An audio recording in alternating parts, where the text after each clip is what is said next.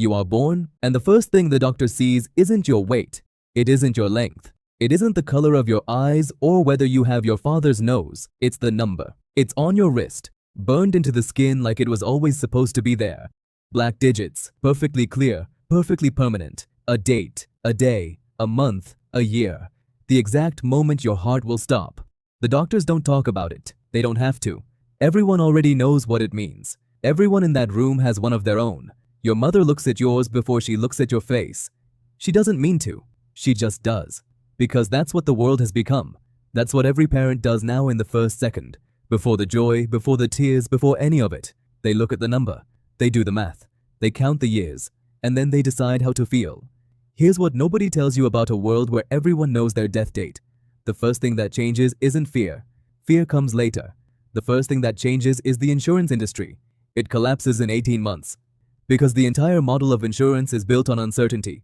On the possibility that you might live a long time or a short time and nobody knows which. Take away the uncertainty and the whole structure falls apart overnight. Life insurance becomes a transaction with a known expiration date. Health insurance becomes a calculation, not a gamble. Within 2 years, every major insurer on the planet has either restructured completely or ceased to exist. The economists called it the first domino. It was not the last. You are 7 years old. You are in school. Your teacher is explaining fractions. You are not paying attention to fractions. You are looking at the number on Tommy's wrist. Tommy sits next to you. Tommy's number is closer than yours. You don't fully understand what that means yet, but you understand enough. You understand that Tommy will be gone before you. You understand that the desk next to you will eventually be empty. You stop being friends with Tommy that afternoon, not because you don't like him, because your brain, even at 7 years old, has already started doing what every human brain in this world now does automatically. It calculates. It sees a number and it decides without asking you how much to invest, how close to get, how much it's worth caring about someone whose number is coming up faster than yours. This is the first invisible damage, not the grief, the preemptive grief, the decision not to love something you've already been told you're going to lose. By the time you are 16, the world has reorganized itself completely around the numbers. There are neighborhoods now, not based on income, not based on race, not based on any of the old divisions. Based on dates.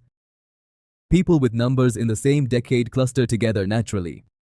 You live near people who are going to die when you are going to die. You shop at the same stores. Your children go to the same schools. You don't plan it. It just happens. Because it is profoundly, viscerally uncomfortable to build a life next to someone whose number is 30 years earlier than yours. The therapists have a name for it. Temporal proximity anxiety. The government has a different name for it. They call it the clustering problem. They passed 3 different laws in 10 years trying to stop it. None of the laws work. You cannot legislate what the human brain does when it sees a number. Here's what nobody tells you about knowing your death date that the philosophers didn't predict. It doesn't make you brave. She says it doesn't matter. You believe her for 3 years. Then one morning you wake up and you watch her sleeping and you do the math again. You get up quietly, you make coffee. You stand at the window and you look at the city. You get married 6 months later. It is the bravest thing either of you ever does. It's there. It's real. And most of the time you stop seeing it because you stop looking until something makes you look again. You are 24. You fall in love. Her number is 40 years past yours. You do the math instantly, the way everyone does. You will be gone long before her. She is sharp, funny in a way that catches you off guard, doesn't mention the money once. You see her again and again. 3 weeks in, it starts to feel like something real. Then you notice things. She mentions your island in a conversation you never had with her. She knows your pilot's first name. She knows which car you prefer for the city. Small things. Things that mean she looked you up before you ever met. Which of course she did. Everyone does. But now there's a question sitting behind every moment with her. Does she like you? Or does she like this? And once that question gets in your head, it stays. You watch her differently. So you stop calling. Then she texts you twice. And then she stops. You talk about it once on a Tuesday night in a small apartment with the window open and the city outside. She says it doesn't matter. You believe her for 3 years.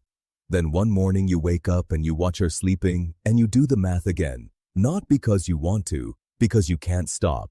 The number is right there on your wrist, permanent, unchangeable. And for the first time, it doesn't feel like a fact. It feels like a wall. a wall between you and every version of a future that includes both of you in it. You get up quietly, you make coffee, you stand at the window, and you look at the city. She finds you there an hour later. She doesn't ask what you're thinking. She already knows. She puts her hand over the number on your wrist, not looking at it, covering it. You get married 6 months later. It is the bravest thing either of you ever does. But here's the thing that changes everything. Here's the thing that nobody predicted and nobody was prepared for. Some numbers are wrong. Not many, not often, but enough. A man in Ohio, whose number said he had 11 more years, steps in front of a bus on a Wednesday and dies at 43 instead of 54. A woman in Seoul, whose number said she had 3 weeks left, survives a surgery that should have killed her and lives for another decade.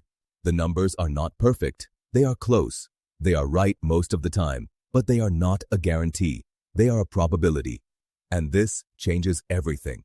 Because a world built on certainty cannot survive uncertainty. The entire civilization that reorganized itself around the numbers, the neighborhoods, the insurance collapse, the clustering, the relationships built and destroyed by dates on wrists, all of it was built on the assumption that the numbers were absolute. They are not absolute. And once people know that, the fear returns, worse than before. Because before the numbers, death could come at any time but felt distant. After the numbers, death had a date and felt manageable. But now death has a date that might be wrong, which means it could come earlier, which means every day before your number is not safe, which means the certainty that was supposed to be the gift has become the worst of all possible things, a lie you built your life around. You are 41. Your number is 7 years away. You have made your peace with it. You have done what people do. You have arranged your life around the date.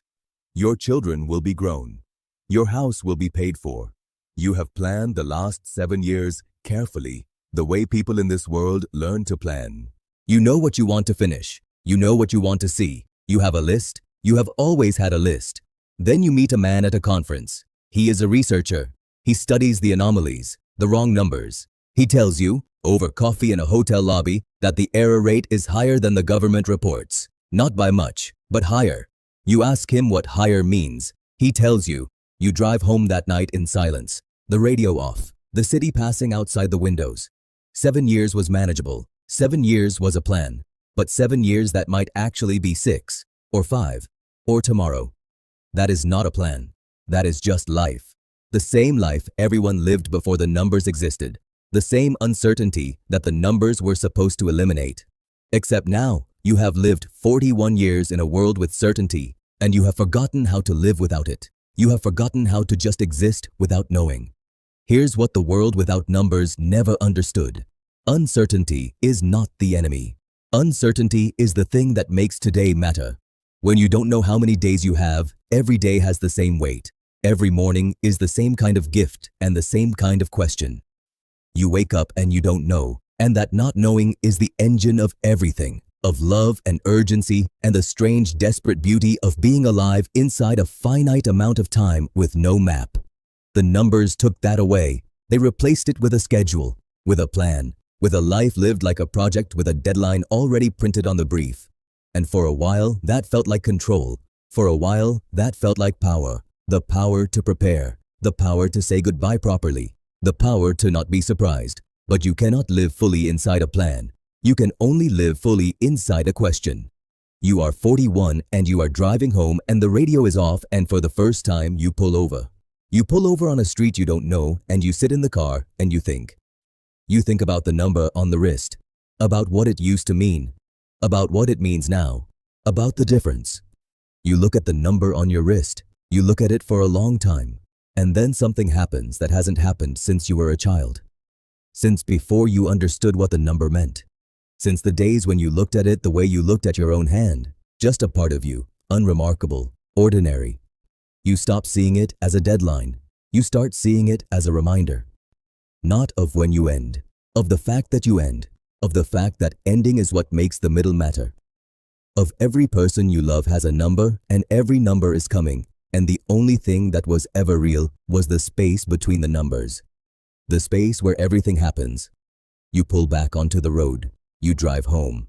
The city is the same city it was an hour ago. The same lights, the same noise, the same ordinary Wednesday night that has no idea it is extraordinary. You walk through the front door. She is in the kitchen. The kids are asleep. She looks up when you come in. She doesn't ask where you've been. She doesn't ask what you're thinking. She already knows. She just looks at you the way she has always looked at you. Like the number doesn't matter. Like it never did. Like she made her decision in that small apartment with the window open and she has not unmade it once in all the years since. You sit down at the kitchen table. She pours you coffee. Outside, the city keeps moving. Millions of people with numbers on their wrists, living inside their plans, managing their deadlines, arranging their lives around the date. And here, in this kitchen, on this ordinary Wednesday, two people are just sitting together, not counting, just here.